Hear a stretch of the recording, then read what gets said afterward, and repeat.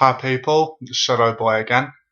Right, okay, so basically what I wanted to do today was show you just my altar. Because I've seen a couple of videos where people showing their traditional witchcraft altars and I really like them. I really like what I see. So I just wanted to show you mine and also just to explain some of the tools as well.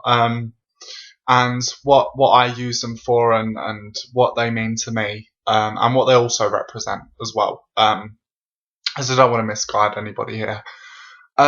So yeah, basically, normally just behind me you can see there's a mirror there. Oh, there we go. There's a mirror there, and my altar is normally propped up against that. I do that because in case I want to do scrying, and sometimes what I'll do is I'll burn herbs that are hallucinogenic, basically, and just stare into the mirror. And I can also do that in order to pull spirits towards me, because spirits come from mirrors. And yeah, it's just a very good way of sort of contacting the spirit world, because I work a lot with spirits. I do work with gods. I work with the Witch King and the Witch Queen and all the other witch gods, but mainly I work with spirits, and my ancestors and so forth. And I think I've drawn that from working a lot with hoodoo as well, and I also have an ancestral art. So yeah, I'll just show you my witchcraft altar. I don't really like calling it an altar. It's kind of like a workbench to me, and it's where I'll do all my work, all my witchcraft, any magical work. I'll just bang it on here, because it just adds more power to the altar. This, first of all, to start off with, it's a cabinet, and it belonged to a Wiccan high priestess. And I saw this in in a shop, and I had to have it. I really had to have it. So I just want to show you some of the tools that I use, and some of the things, and just explain some of them. So to start off with, this is what's known as a wand or blasting rod. Some covens have various different blasting rods for different purposes. So you'll have a healing blasting rod, a cursing blasting rod, but there's a bit of a story to this.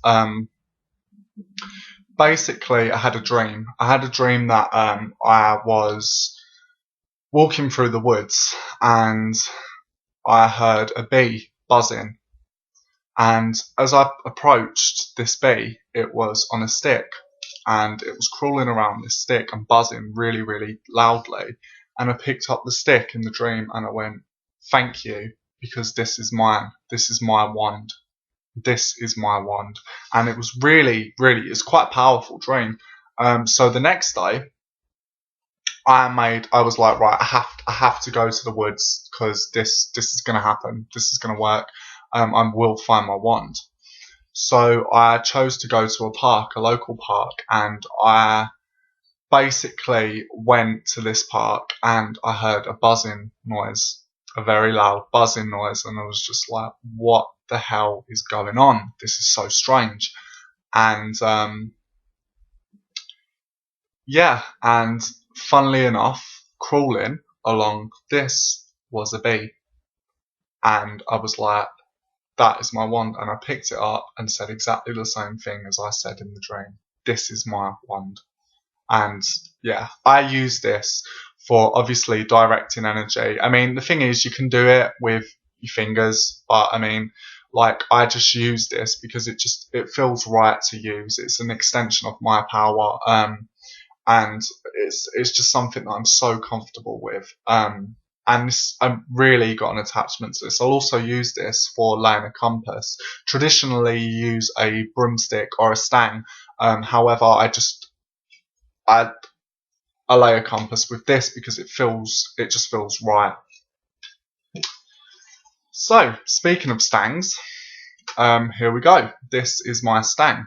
Now, I got this from a blue moon rite I done with one of my friends when I was walking through the woods, and I saw this and I was like, that's mine. I I have to use that in the ritual. And I used this in the ritual, but it was just almost instantaneous. I was like, right, yeah, this, I have to have this. I haven't actually done anything. I haven't shaved the bark off or anything. I don't feel the need to. To be fair, I want to keep it as natural as possible. However, I have made a witch's cord of power and wrapped it around this, so it represents that power is over and all around this stang. The power of the gods, the power of the spirits in which I work with. And the stang is representation for the axis mundi, which basically means world tree. So at the top, we have the heavens, we have where the gods reside. In the middle, we have us, the mundane, where we are. And at the bottom, we have the underworld. And sometimes during a ritual, the stang, after you use this to lay a compass as well, and afterwards the ritual is complete, you just dig it into the ground to represent the world tree. And especially if you're doing underworld work, spirit work, darker witchcraft, it's perfect. I rarely use this, but I do like it, so I just keep it. It's also a representation of the witch god, the horned god. So, we have the chalice. Now, the chalice in Wicca is a representation of the female part. I don't see it like this at all.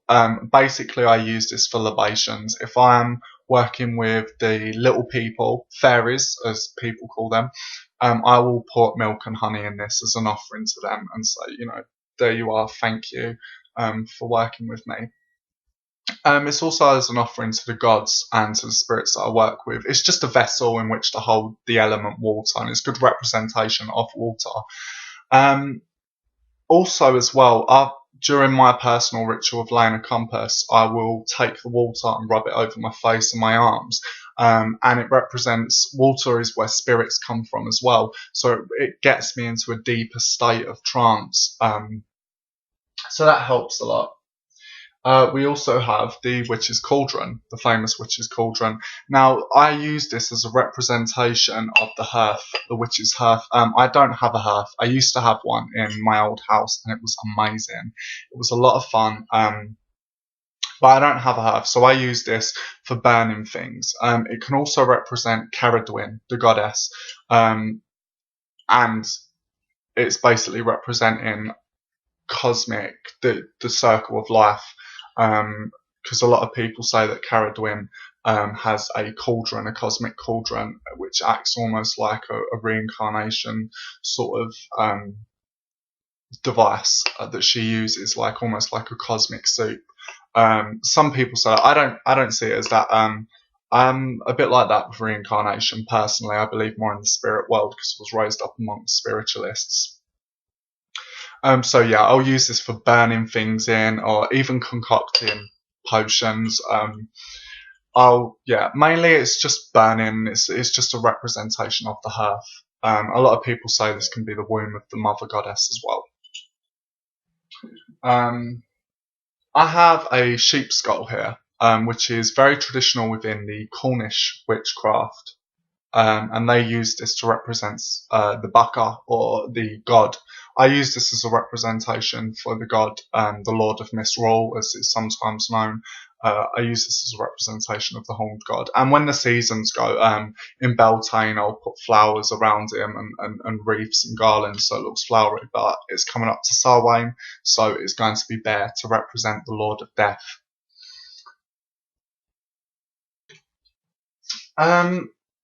Slightly new agey, but I have an amethyst crystal, and I put this here because it's for higher spiritual power. It's for communicating to a much higher level of things. So I will use this to sort of focus my energy to get to that higher level, to where I need to go to within my own space. It's very new agey, but I just use this. It feels right, and I employ it.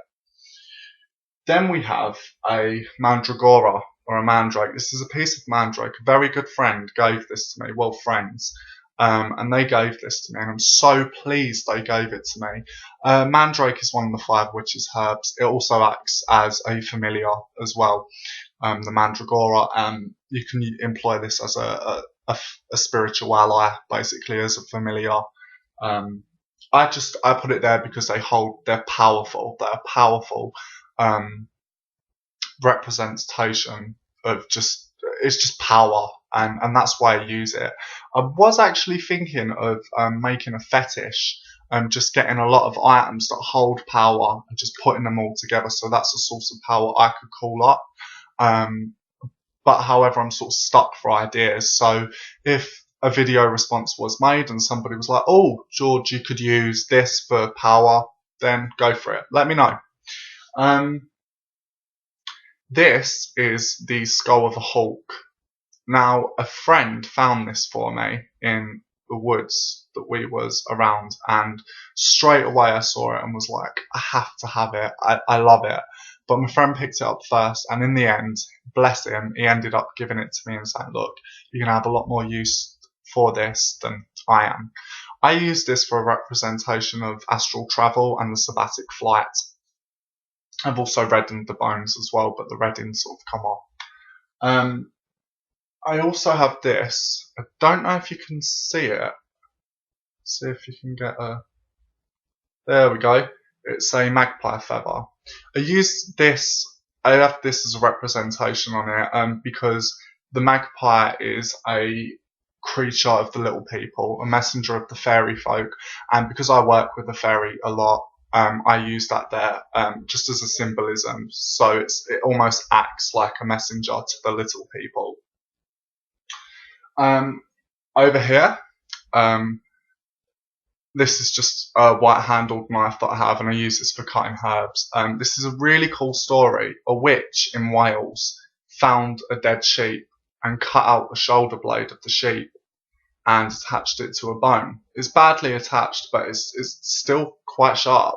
And I use this for cutting herbs, various other things that resolve cutting. I mean, it's not strong enough to sort of draw blood, but it used to be. It's just I need it sharpened a bit more. I might, if it was sharp enough, I would use it for drawing blood, but I rarely draw blood in ritual. It's just I'm very uncomfortable with that. And what else do we have? My familiar. Now, I've housed him a traditional way. He came through in a dream and said, I want you to, do you want me to work for you? And I was like, yes, and told me what to do. And it's the traditional way in order to bed a spirit. And it's just a jar with cotton. Oh, wow, that was pretty weird. Yeah, it's a jar with some cotton wool in and also various other things. I'm not going to tell you what various other things because I felt like he was trying to tell me something then. So yeah, and it's in order to bed the spirit for a specific contract. But it's very handy to have around, and he does work wonders. He does a lot of things I tell him to do, and we work well together. We have a very good relationship with each other. I'm trying to think what else I could show you. I mean,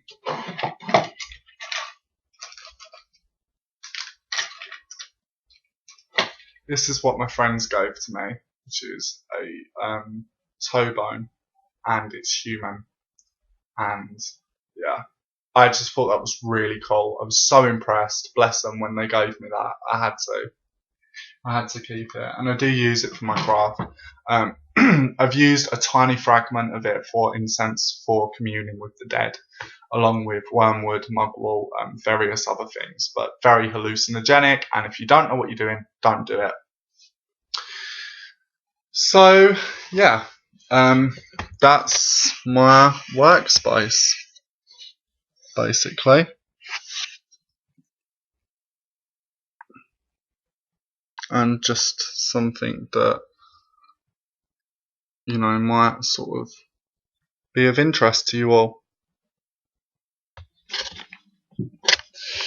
So I hope you've all enjoyed this video, and Over and out. And I hope that also clears up some of the meanings of the tools as well for you. Over and out.